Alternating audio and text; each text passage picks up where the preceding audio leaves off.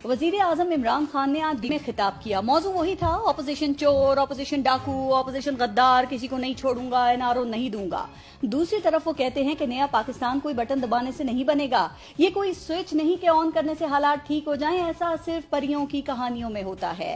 वजीर आजम साहब, आप बड़े हैं, इक्तदार की कुर्सी पर बैठे हैं, शायद अब आपको ये सब कुछ परियों की कहानियां लगती हों, लेकिन जनाब वजीर आजम साहब, जान की अमान पाऊं तो क्या पूछ सकती हूँ, सवाल कर सकती हूँ कि इक्तदार की इस कुर्सी तक पहुंचने के लिए वो कौन सा बटन था जिसको दबाकर आप पाकिस्तान को फौरी नया पाकिस्तान बनाने का दावा करते थे? जब आप कंटेनर पे थे, वो कौन सा बटन था जिसको दबाकर आप सिर्फ 90 दिन में करप्शन खत्म करने की बात करते थे? वो कौन सा बटन था जिसको दबाकर आप पाकिस्तान की तारीख की बेहतरीन टीम लाने की बात करते थे? वो कौन सा बटन था जिसको दबाकर आप पाकिस्तानियों को महंगाई से निजात दिलाने की बात करते थे? वो कौन सा बटन था जिसको दबाकर आप बेरोजगारी को जड़ से उखाड़ फेंकने की बात करते थे? वो कौन सा बटन था जिसको दबाकर आप 1 करोड़ नौकरियां देने की बात करते थे?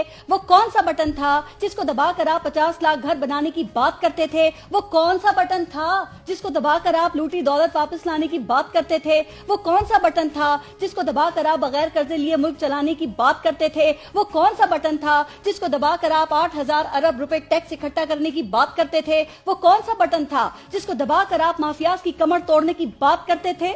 वजीर आजम साहब, आज अवाम सर से पांव तक महंगाई में डूबी हुई है। लूटी दौलत वापस की ऐलानी थी आपने 2 सालों में, सिर्फ चीनी और आटे में ही अवाम से अरबों निचोड़कर माफियाज की जेबों में डाल दिए।